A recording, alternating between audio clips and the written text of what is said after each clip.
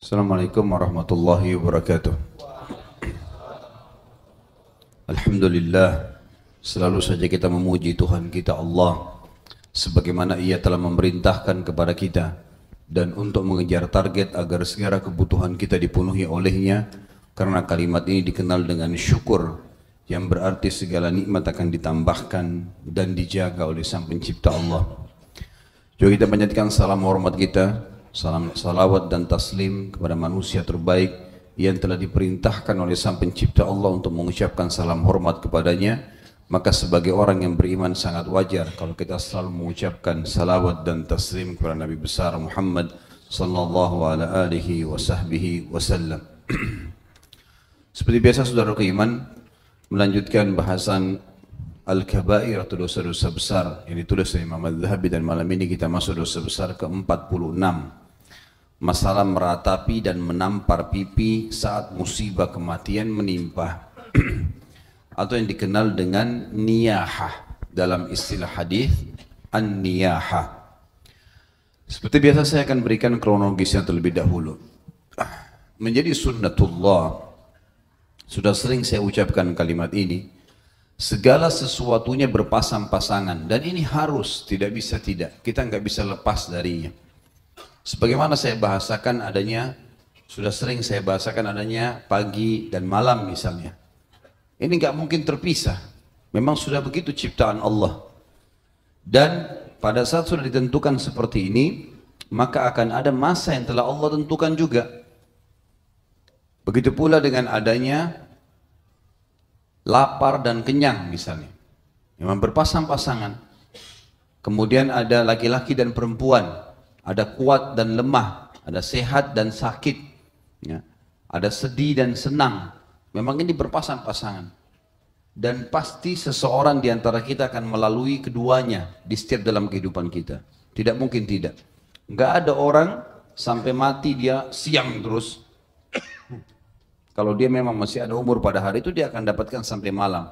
Tidak ada orang sehat terus, pasti dia akan sakit. Tidak ada orang senang terus, dia pasti akan sedih. Gitu kan? Tapi menjadi sunnatullah, semua yang merupakan hal-hal yang tidak disukai oleh manusia, itu atau dalam bentuk bahasa kita cobaan, jauh lebih sedikit dibandingkan kenikmatan. Seperti misal, sehat dan sakit. Pasti lebih banyak sehatnya daripada sakitnya. Lapar dan kenyang, pasti lebih banyak kenyangnya daripada laparnya. Terbukti kalau kita makan misalnya satu piring nasi, kita bisa bertahan laparnya sampai sekian jam. Padahal tadi kita lapar cuma sekian menit. Jadi pasti yang berupa cobaan lebih sedikit, gitu kan. Maka yang merupakan nikmat jauh lebih banyak. Ini sunnatullah. Kita akan bahas salah satu substansial daripada sunnatullah ini adalah masalah senang dan sedih. Senang dan sedih. Teman-teman sekalian, kita dibolehkan dalam Islam untuk senang, bergembira. Bahkan Nabi SAW seringkali dikatakan dalam hadis, kalau menerima berita gembira, beliau sujud syukur kepada Allah. Beliau sujud syukur sampai ada dikenal dengan sujud syukur. Artinya berterima kasih pada Allah. Satu sisi. Sisi yang lain, baginda Nabi SAW sudah menyampaikan kepada kita seperti hadis bahasan dosa besar ke-46. Yang terakhir yang kita bahas adalah hadis diriwayatkan Abu Daud dan disahihkan oleh beliau. Janganlah seseorang menyampaikan sesuatu kepadaku tentang sahabatku, karena saya suka sekali keluar menemui mereka dalam keadaan saya memiliki hati yang selamat. Artinya saya gembira, saya senang bertemu dengan mereka. Jangan ada yang gosipin teman-teman saya ini. Berarti sisi yang lain, Nabi SAW suka dengan kegembiraan, gitu ya. Sisi yang lain, doa Nabi SAW, diantaranya doa yang mulia yang teman-teman saya harapkan dihafal sebelum kita salam. Maka ada doa yang mulia, Allahumma bi'ilmikal ghaib, ya Allah dengan ilmumu yang kau kuasai ghaib, wa bi qudratika 'alal khalq, dan kemampuanmu dalam menguasai seluruh makhlukmu. Ahini ma'alimtan nahayata khairun li, hidupkanlah aku selama kehidupan baik untukku. Wa tawaffani idza 'alimta annal wafata khairun li, dan wafatkanlah aku kalau seandainya kematian lebih baik atau kewafatan itu lebih baik bagiku. Allahumma inni as'aluka khasyatuka fil ghaibi wasyahadah. Ya Allah, aku minta kepadamu Ya Allah, aku minta kepadamu agar aku selalu khusyuk, tunduk, ya, konsentrasi dalam beribadah kepadamu dalam keadaan aku lagi sehat ataupun sakit, ya, kurang lebih seperti itu. Wa as'aluka kalimatal haqqi fir ridha wal ghadab, dan semoga aku selalu mengucapkan kebenaran dalam kondisi aku emosi atau aku lagi senang, aku atau tidak emosi. Allahumma inni as'aluka khasyatuka fil ghaibi wasyahada wa as'aluka kalimatal haqqi fil ridha wa as'aluka qasda fil ghina wal faqr.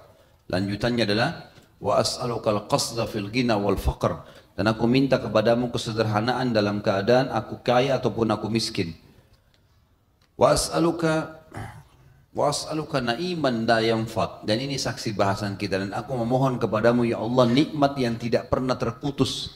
Kata sebagian ulama hadis adalah kegembiraan yang tidak pernah terputus. Wa as'aluka qurratu ainin la tanqati', dan aku minta kepadamu segala sesuatu yang selalu menyejukkan hati dan menyejukkan mata yang tidak pernah juga terputus. Jadi ini kalimat-kalimat yang luar biasa. Bagaimana Nabi SAW ajarkan kepada kita doa di mana kita selalu disuruh gembira, jadi keliru kalau ada orang mengatakan Islam itu agama sedih.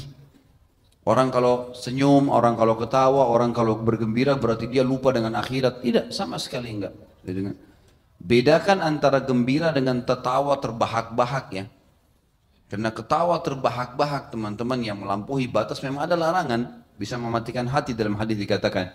Tapi kalau orang gembira, senang, dia gembira dengan pelayanan istrinya, dia gembira dengan naungan suaminya, dia gembira dengan anak-anaknya yang lucu misalnya, dia gembira dengan pekerjaannya, dia gembira dengan orang tuanya masih bisa dia bakti, dia gembira dengan sahabat-sahabatnya, gembira dengan sekolahnya, gembira dengan pakaiannya, gembira dengan apa saja.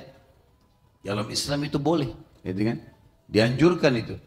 Makanya doa tadi mulia sekali. Wa as'aluka na'iman la yanfad wa as'aluka qurrata ainin la tanqati. Ya Allah, aku nikmat yang tidak minta nikmat yang tidak pernah terputus dan sesuatu yang menyejukkan mata dan hati yang juga tidak pernah terputus. Wa as'aluka ridha ba'dal qada, dan aku minta kepadamu keridhaan setelah keputusanmu. Wa as'aluka bardal aishi ba'dal mamat, dan aku memohon kepadamu juga kehidupan yang tentram setelah kematian. Wa as'aluka laddatan nadhara ila wajhika wasyauqa ila liqa'ik min ghairi darra'in mudillah wala fitnatin mudillah. Dan aku memohon kepadamu ya Allah agar bisa merasakan nikmatnya melihat wajahmu yang mulia, ya, tanpa ada fitnah dan tanpa ada cobaan. Jadi ini termasuk doa-doa yang mulia. Berarti Nabi SAW sujud syukur. Nabi SAW mengajarkan doa untuk bergembira, gitu kan? Juga ada hadis yang mulia yang menyebutkan kalau Allah gembira, misalnya hadis Nabi SAW, sesungguhnya Allah sangat gembira dengan taubat hamba-hambanya. Misal, hadis yang lain dikatakan Allah tersenyum, tertawa melihat dua orang yang saling membunuh, kemudian keduanya masuk ke dalam surga. Lalu kata para sahabat, bagaimana ceritanya ya Rasulullah? Bagaimana bisa terjadi? Kata Nabi SAW, seorang muslim dibunuh oleh seorang kafir di kancah peperangan, maka mati syahidlah si muslim, masuk surga. Lalu nggak lama kemudian si kafir dapat hidayah, dia pun ikut berperang, dia juga mati syahid. Maka yang pertama muslim yang terbunuh dan orang kafir yang masuk Islam juga terbunuh, dua-duanya masuk ke dalam surga. Tapi saksi bahasan Allah gembira melihat itu. Allah tersenyum. Jadi ada kegembiraan teman-teman. Dan kita tahu janji-janji Allah di dalam masalah surga misalnya, semuanya sesuatu yang menggembirakan kan. Istana yang mewah, baju yang mewah, makanan yang luar biasa, umur yang tidak pernah lagi ada habisnya, nggak ada buang air besar, nggak ada buang air kecil, semuanya kegembiraan. Dan para ulama menukil kepada kita perkataan, bagi orang-orang beriman memang ada kegembiraan dalam hatinya. Dalam arti kata gembira ini senang, tentram, dalam keadaan dia susah atau dia senang, dia selalu saja tentram. Sampai Ibnu Taimiyah rahimahullah mengatakan kalau seandainya raja-raja yang kafir itu mengetahui bagaimana ketentraman hati kami dengan keimanan ini, maka pasti mereka akan cemburu dan mereka akan membelah dada-dada kami untuk merebut kegembiraan itu. Jadi memang ada kegembiraan bagi orang beriman. Jadi sekali lagi teman-teman, saya ingin mendobrak sebuah pemahaman. Kalau orang mulai iltizam, mulai ke agama, ya, mulai ikut pengajian, mulai tutup aurat yang rapi, mulai meninggalkan haram, berarti dia sedih. Enggak, keliru itu. Sama sekali tidak. Justru sekarang antum punya kegembiraan yang sebenarnya. Ya. Kegembiraan yang abadi. Kenapa? Karena kita kalau dapat nikmat kita bersyukur. Kalau kita dapat cobaan juga kita bersyukur. Tetap kita jalani. Itu kegembiraan sebenarnya. Puncaknya di situ. Puncaknya di situ. Baik, sekarang kita bicara tadi masalah senang dan gembira dalam Islam. Sekarang ada juga lawannya, sedih. Ada saatnya orang sedih. Memang begitu. Kan gitu. Seperti misal contoh, Nabi SAW pernah pada saat meninggal Ibrahim, anaknya, itu Nabi SAW menangis.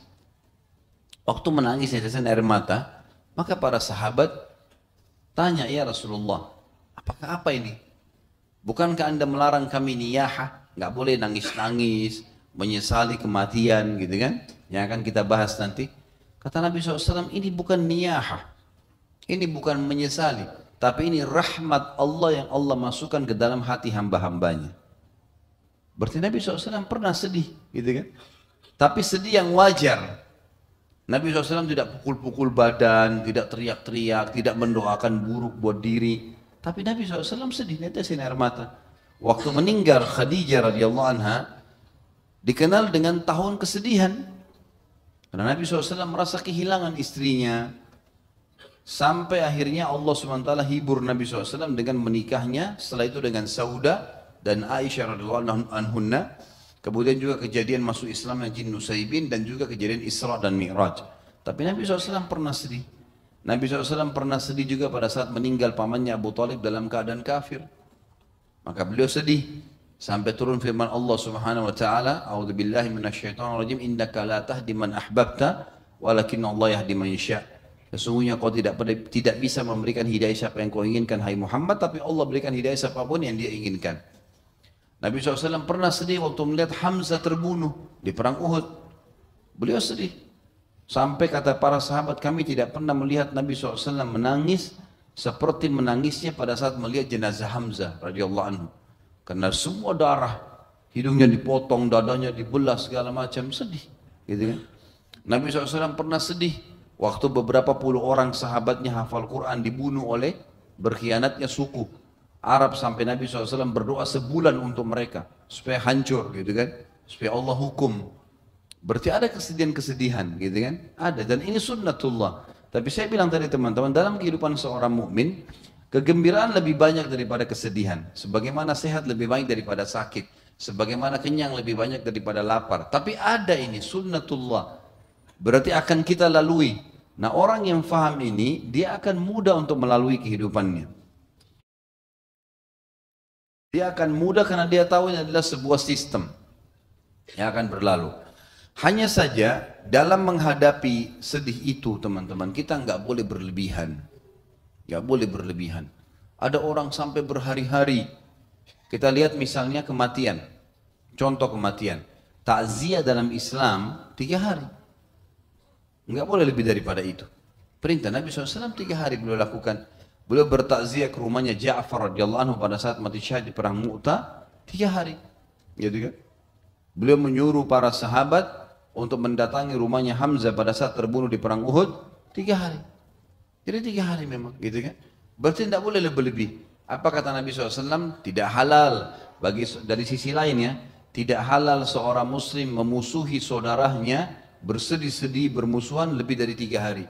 Perhatikan ada batasan di sini. Ya, tidak boleh lebih daripada 3 hari. Berarti sedih tidak boleh berlebihan teman-teman sekalian. Dari sisi waktu misalnya. Ya. Karena saya pernah bilang, nanti akan kita bahas, salah satu dosa besar kita adalah tidak bolehnya putus asa. Nggak ada putus asa, nggak ada dendam, nggak ada sangka buruk dalam Islam. Itu dalam kamus benak antum hapus semuanya. Mulai hari ini nggak ada putus asa. Gagal mulai lagi, gagal mulai lagi. Muhasabah apa yang jadi masalah, Allah akan bukakan nanti. Nggak ada putus asa, gitu kan? Nggak ada sangka buruk, semua sangka baik. Harus sangka baik. Karena kata Nabi SAW, hati-hati dengan sangka buruk karena dia sedusta-dusta pernyataan. Gitu kan? Tidak ada dendam. Orang sudah minta maaf, selesai urusan. Bersihkan hati kita. Itu yang penting untuk digarisbawahi. Salah satu yang mesti difahami masalah kesedihan yang paling memukul orang biasanya, selain perceraian misalnya, adalah kematian. Kematian ini puncak daripada banyak orang sedih. Apalagi orang yang dia cintai, ya. Meninggal orang tuanya, meninggal anaknya, meninggal pasangan hidupnya.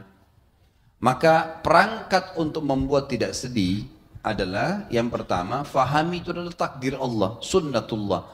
Ada hidup, ada mati, pasti dia mati, sekarang atau nanti. Mau kita berhasil, misal ada orang mati tabrakan, kita mengatakan coba seandainya saya temani dia naik mobil atau saya setirkan mobilnya, atau ini semua tidak bisa dibahas dalam Islam, nggak ada lagi. Kalau sudah terjadi nggak bisa lagi. Kata Nabi SAW, jangan buka pintu-pintu kalau seandainya, karena itu membuka pintu syaitan. Faham, itu ada takdir Allah di situ.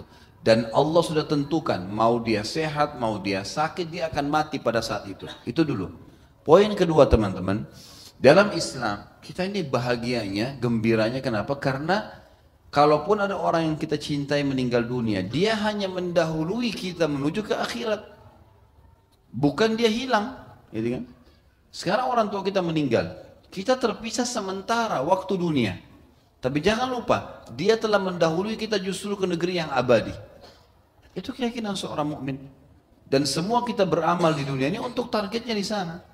Maka dia lebih dulu fahamin poin ini sehingga kita tidak usah berlebihan dalam bersedih, gitu kan? Ini penting. Kemudian yang ketiga teman-teman sekalian, ada larangan dalam Islam untuk berlebihan dalam bersedih. Dan itu bahasan kita pada malam ini. Seperti misal orang niyahah. Niyahah ini nampar-nampar muka, kan gitu, tarik-tarik rambut, ya, teriak-teriak, histeri pada saat ada kerabatnya meninggal dunia. Atau mungkin bahkan dia mengucapkan kalimat, kenapa dia yang mati bukan saya misalnya. Atau apalah kalimat-kalimat yang dia ucapkan. Ini semua tidak boleh. Bukan cuma tidak boleh ya, tapi dosa besar. Dosa besar. Makanya bahasan kita masalah itu. Niyaha, dosa besar. Berlebihan dalam bersedih. Seperti tadi saya bilang, niyaha rinciannya adalah tampar muka, pukul badan, tarik rambut lah, sobek-sobek baju, gitu-gitulah. Ya. Atau mungkin bahkan dia sampai digoda oleh syaitan, dia bahkan sengaja juga bunuh diri. Ini semua adalah niyaha yang diharamkan dalam agama Islam. Dan ingat, dosa besar, jangan berlebihan. Supaya tidak sedih berlebihan, ketahui itu takdir Allah dan dia sedang mendahului kita ke akhirat. Kita akan ketemu kok. Yang penting tiketnya sama, iman dan amal saleh. Itu yang penting. Kalau tiketnya beda tujuan, ini ya baru masalah ini. Karena di akhirat cuma surga dan neraka. Ini tiketnya iman amal saleh, ini tiketnya maksiat dan kufur. Pilih yang mana tiketnya? Kalau ini sama, insya Allah akan sama-sama di sana. Dan kita yakin sekali dengan masalah itu karena ini rukun iman kita. Kita akan lihat bagaimana larangan baginda Nabi SAW berlebihan dalam masalah bersedih, dan puncak sedih memang pada saat seseorang yang kita cintai meninggal. Hadis pertama diangkat oleh Imam At-Tabi rahimahullah, hadis riwayat Imam Muslim. Ithnatani huma bin nasi kufrun, at-ta'nu fin nasab wan niyahatu 'alal mayyit. Dua hal jika ada pada manusia maka akan menyebabkan kekufuran. Kata sebagian ulama hadis, maksudnya adalah mencapai tingkat kadar dosanya kufur. Bukan dia keluar dari Islam. Ini seperti statementnya Abdullah bin Umar radhiyallahu anhuma, kufrun duna kufrin. Maksudnya sampai pada tingkat kadar besarnya dosa kufur tapi belum sampai kafir. Kadang-kadang ini digunakan juga dalam bahasa Arab ya. Makanya dikatakan sini oleh Nabi SAW, dua hal jika ada pada manusia maka akan menyebabkan kekufuran. Maksudnya dia akan sampai pada kadar dosa kekufuran, yaitu menghina nasab, menghina jalur nasabnya sendiri. Nanti akan ada bahasan sendiri itu tentunya. Dan yang kedua, meratapi mayit. Ini yang tadi saya bilang, meratapi adalah tadi pukul-pukul badan, tarik rambut, apa dia mengucapkan kalimat-kalimat buruk buat dirinya sendiri, buat keluarganya. Ini semua adalah meratapi namanya. Dan ini berarti dosanya sampai pada tingkat kekufuran. Yang kedua, dalam hadis riwayat Muslim yang lain, kata baginda Nabi SAW, an-naihatu idza lam tatub ulbisat dir'am min jarab wasirbalan min qatirani yaumal qiyamah. Orang yang meratapi mayit apabila tidak bertaubat sebelum meninggal, niscaya kelak pada hari kiamat akan dibangkitkan dengan mengenakan jubah yang terbuat dari aspal panas dan baju besi yang berkarat. Kenapa kok begitu tegas teman-teman sekalian? Karena Allah yang menciptakan kita sudah tahu, nggak usah kamu berlebihan. Syaitan akan tunggangi kesedihanmu yang berlebihan itu. Syaitan itu teman-teman paling suka kita sedih berlebihan, kita sangka buruk yang berlebihan, ya, kita dendam, itu paling suka dia. Putus asa, merasa kita nggak bisa lagi bekerja, nggak mungkin, kan gitu. Hati-hati teman-teman. Pernah ada sahabat Nabi lagi sakit keras orang tua. Apa kata Nabi SAW?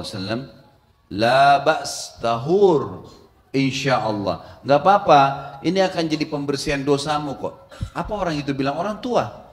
Dia bilang, ya Rasulullah, bagaimana bisa orang setua aku bisa sembuh dari penyakitnya? Apa kata Nabi SAW? Kalau gitu seperti yang kau ucapkan. Kalau tadi saya doain kebayang, kalau nggak mau, nah sekarang terserah kamu deh. Mau doa buruk ya silahkan. Akhirnya orang itu betul-betul tidak sembuh, gitu kan? Jadi sini teman-teman perkataan baik. Dari kamus benak kita ini semua teman-teman hapus statement atau pernyataan buruk. Nggak ada sudah dalam Islam. Dalam hadis yang lain kata Nabi SAW, saya tidak suka dengan putus asa. Nggak boleh ada umatku putus asa. Tapi saya suka al-fa'al. Maka para sahabat mengatakannya, Rasulullah, apa itu al-fa'al? Kata Nabi SAW, kalimat optimis. Bisa, mampu. Ya. Selalu kita ucapkan teman-teman. Jadi jangan bilang, saya nggak bisa, anak saya kayaknya nggak sembuh, istri saya kayaknya nggak bisa baik, suami saya kayaknya susah berubah. Ini jangan diucapin ini. Kamus antum buang semua itu. Caranya adalah, insya Allah dia baik. Insya Allah dia berubah. Insya Allah nanti rezeki saya terbuka. Insya Allah saya bisa menjadi orang kaya. Insya Allah saya bisa menjadi orang sukses. Selalu begitu. Dan itu jadi doa. Itu jadi doa. Jelas ya? Jadi hati-hati dengan kalimat-kalimat seperti ini. Nah, kebanyakan orang putus asa, orang meratapi mayit begini, akhirnya diucapkan kalimat-kalimat yang buruk. Padahal Allah sudah suruh kita berbuat baik, bersangka baik. Orang yang mati pun hanya mendahului kita saja. Dan Allah lebih sayang dengan dia kok. Sekarang teman-teman, apa andil antum di orang tua antum atau apa andil antum di anak-anak? Anak kita lahir ya wajahnya begitu, ya kulitnya begitu, ya sudah terima itu anakmu. Kita lahir ini orang tua kamu, ini ibu kamu, ini ayah kamu, kita nggak bisa milih. Ini ibu kamu, ini ayah kamu, nggak bisa kita milih. Apa andil kita di mereka? Kita seperti semua masuk sebuah sistem, ini anak, ini ayahmu. Kan gitu, tidak ada andil kita sama sekali. Bahkan di diri kita sendiri kita nggak ada andil. Apa andil kita di selai rambut kita? Karena kita bisa buat rambut kita tumbuh? Nggak bisa. Nggak bisa sama sekali, nggak ada andil. Ada andil kita di satu gigi kita? Nggak ada andil, sama sekali nggak ada andil. Satu helai bulu hidung, satu kuku, nggak ada sama sekali. Atau sedikit potongan kulit kita, sama sekali nggak ada. Berarti Allah pencipta kita lebih tahu teman-teman sekalian, makanya dia larang.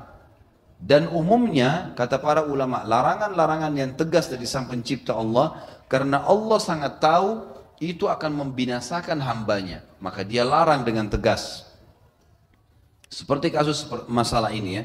Jadi tidak bolehnya orang berlebihan dalam meratapi mayit, karena memang dia sudah menuju ke Tuhannya. Sekarang kamu lakukan, kalau ada masalah dalam Islam, solusi. Masalah, solusi. Jangan pikir lagi kenapa terjadi. Rumah terbakar, solusinya apa? Siram, telepon pemadam kebakaran. Jangan teriak, rumah hangus, suara habis. Gitu kan? Lah, nggak ada gunanya. Apa solusinya? Kita ban mobil pecah, ban motor pecah, solusi apa? Nggak usah tatap dulu bannya, kenapa pecah, kenapa. Udah langsung solusi, selesai, cepat. Nah, gitu. Seperti itu dalam Islam memang. Kalau terjadi sudah selesai, apa jalan keluarnya? Apa masalahnya? Nanti jangan terjerumus lagi, iya. Tapi sudah terjadi. Baju kita terlanjur kepercik air, sudah ini kepercik. Solusinya apa? Untuk apa kita bahas lagi kalau seandainya saya tidak lewat di situ, kalau mobil itu tidak lewat. Ini kalau seandainya membuka pintu syaitan. Solusinya apa? Selesai. Ya. Jadi nggak usah ratapi, nggak usah masalah terlalu lama, panjang ke belakang ini. Juga Nabi SAW mengatakan di dalam sebuah hadis yang sahih, hadis ini diputut nomor 3 di situ, ada diriwayatkan Imam Bukhari dalam Kitabul Janaiz dan Imam Muslim dalam Kitabul Iman. Laisa minna man darabal khudud wa syaqqal juyub wa da'a bida'wal jahiliyah. Bukan termasuk golonganku, kata Nabi SAW, bukan umatku, orang yang menampar pipi, merobek pakaian dan memanggil-manggil dengan panggilan jahiliyah. Kata para ulama hadis, panggilan jahiliyah adalah kenapa dia mati, kenapa saya tidak, dia orang baik, dia begini, dia begitu. Penyesalan terhadap kematian orang itu, padahal biar dia nangis, biar dia korbankan apapun, tidak akan pernah hidup. Selesai urusannya. Udah saatnya, ajalnya datang. Terimalah itu, gitu kan? Belajar menerima itu teman-teman sekalian. Dan kaidah syar'i yang pernah saya jelaskan, jadikan prinsip hidup. Di dalam tubuh kita ada dua perangkat yang berpengaruh, perasaan dan akal. Perasaan harus tunduk dengan akal, dan akal harus tunduk dengan syariat. Perasaan kita sedih kalau keluarga kita meninggal, hadapkan dengan akal, ini sudah meninggal, oh ini berarti akal kita akan memberikan jalan, itu sudah mati, nggak bisa ngomong lagi, hukum apalah, dikubur, setelah selesai, akal akan berikan kita banyak opsi. Lalu kemudian akal dikontrol oleh syariat. Akal dikontrol oleh syariat. Syariat akan memandu kita, oh ternyata dia cuma pindah alam, kita akan ketemu, yang penting tiketnya sama, dan yang sudah saya jelaskan tadi. Jadi dilarang oleh Nabi SAW di sini. Kebanyakan orang di sini menampar pipi, merobek pakaian, terjadi pada kaum wanita. Kata ulama, terjadi pada kaum wanita. Dan ini memang hadis-hadis ini keluar di Madinah pada saat ada beberapa orang wanita melakukan ini. Mereka menampar-nampar pipi, mereka merasa kesedihan, merobek baju yang berlebihan. Makanya hikmah syar'i, wanita boleh mensolati jenazah tapi tidak boleh mengantar ke kuburan.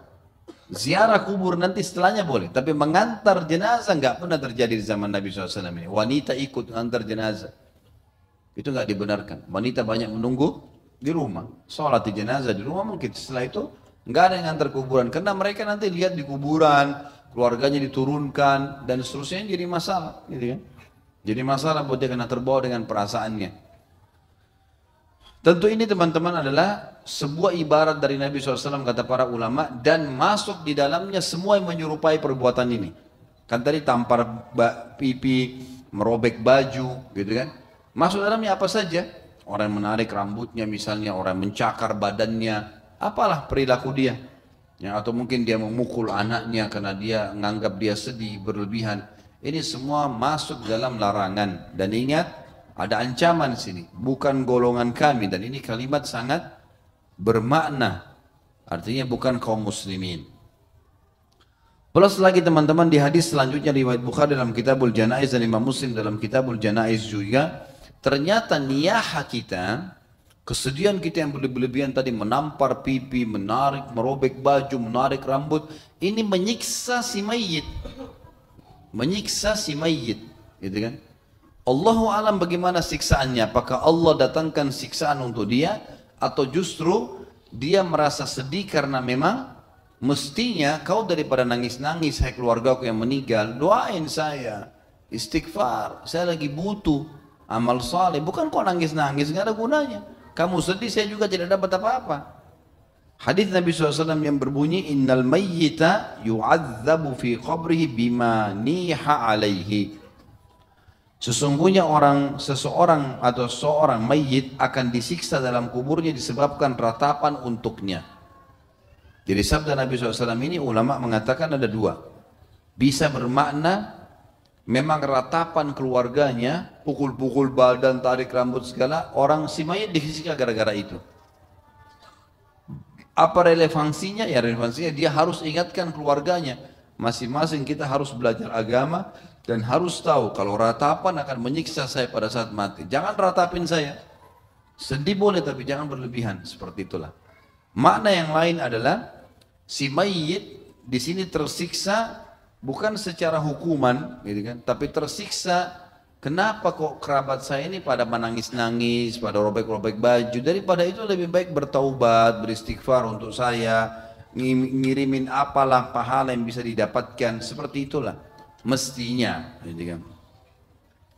Lalu kata Imam Adz-Dzahabi, dan Nabi SAW berlepas diri dari perempuan yang berteriak-teriak menangis, perempuan yang menggunduli rambutnya, dan perempuan yang merobek-robek bajunya saat tertimpa musibah.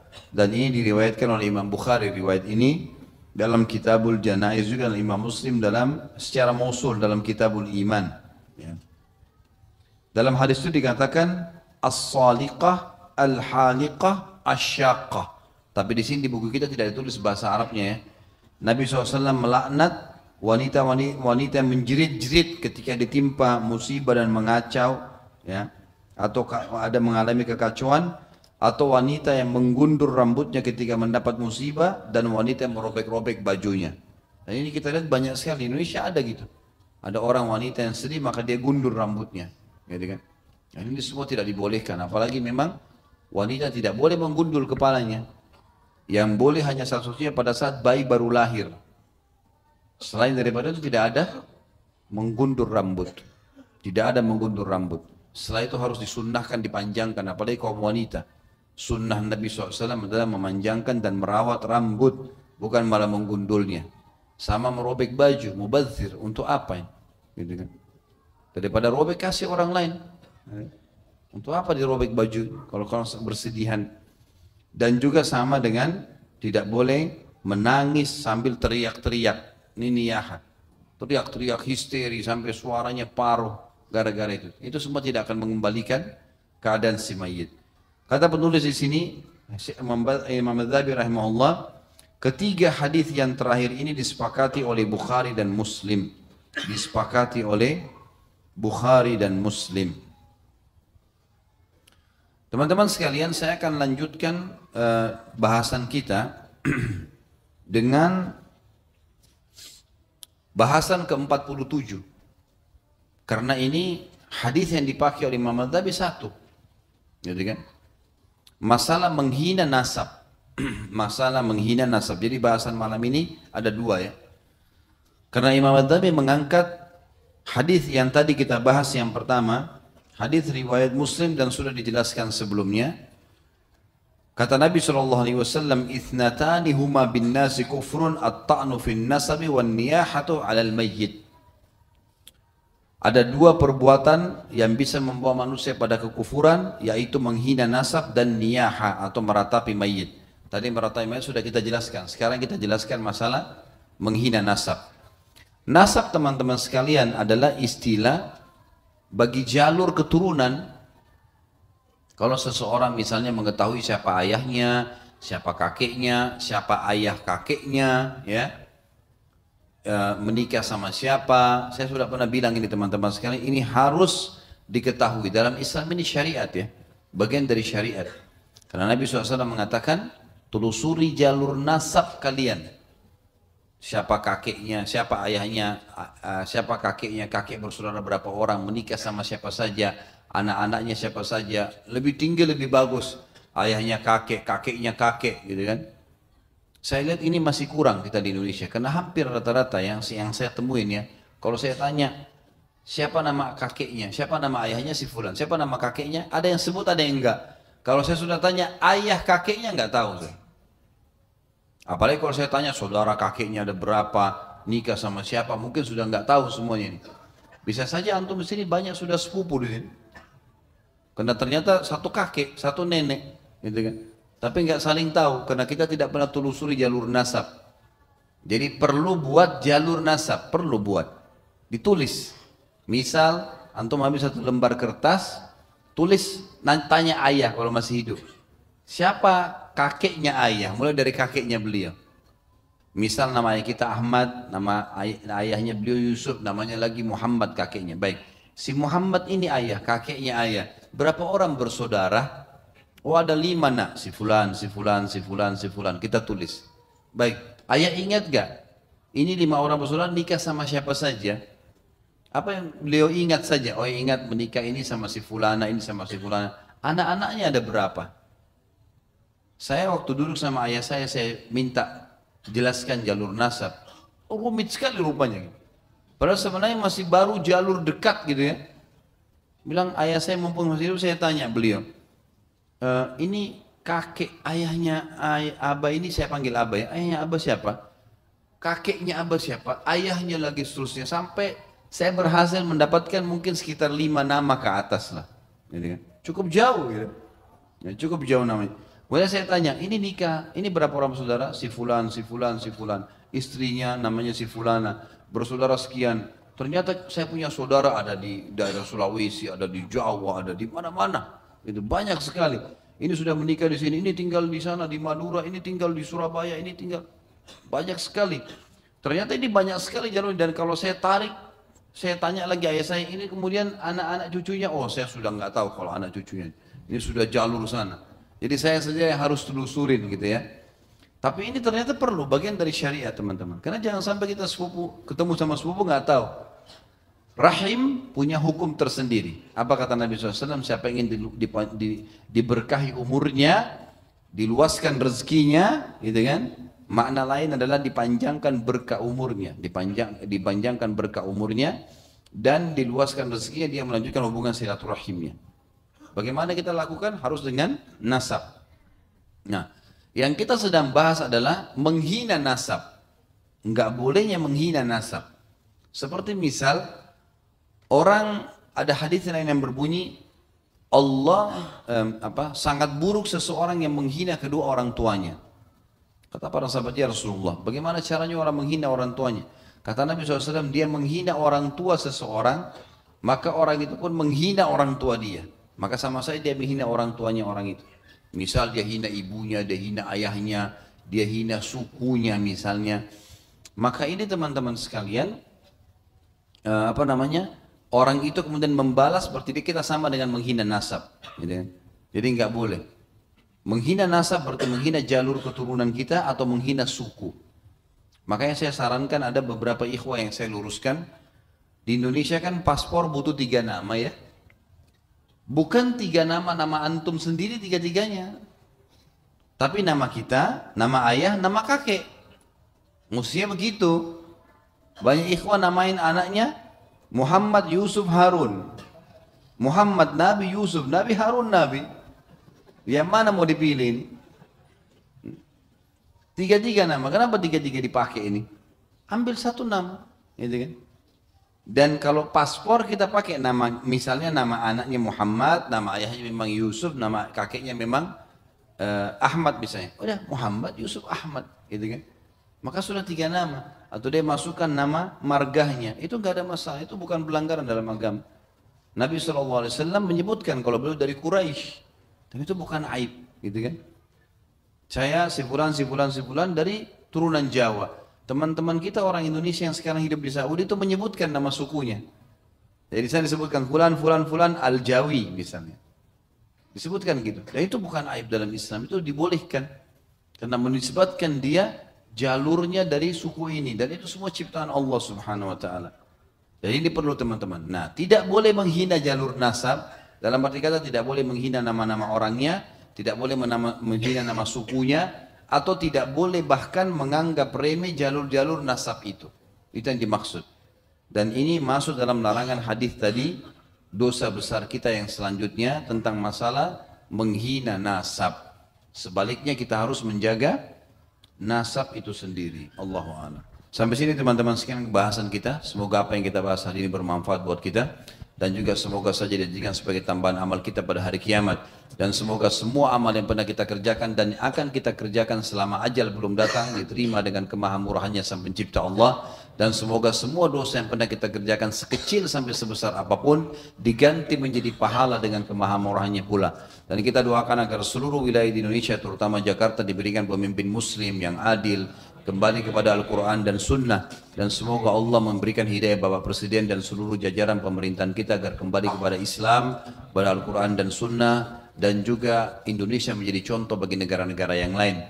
Dan kita mendoakan juga saudara kita di Palestina, di Syria, di Yaman, di Irak, di Myanmar, terutama di Halab sekarang, di kota di Syria yang lagi diserang. Semoga saja Allah SWT ikhlaskan niat mereka, terima para syuhada mereka, muliakan Islam di tangan mereka dan tangan kita semua, dan Allah berikan kemenangan mereka dari musuh-musuh mereka, serta Allah partisipasikan kita bersama mereka di pahala baik dengan doa, dengan harta juga dengan jiwa kita. Dan saya memohon kepada Allah yang maha murah, maha pemurah dan maha pengasih agar menyatukan kita semua di surga firdausnya tanpa hisab, sebagaimana ia satukan kita di majelis ilmu yang mulia ini. Kalau ada benar dari Allah, kalau salah dari saya mohon dimaafkan. Subhanakallahumma bihamdika asyhadu an la ilaha illallah astaghfirullah wa atubu ilaih.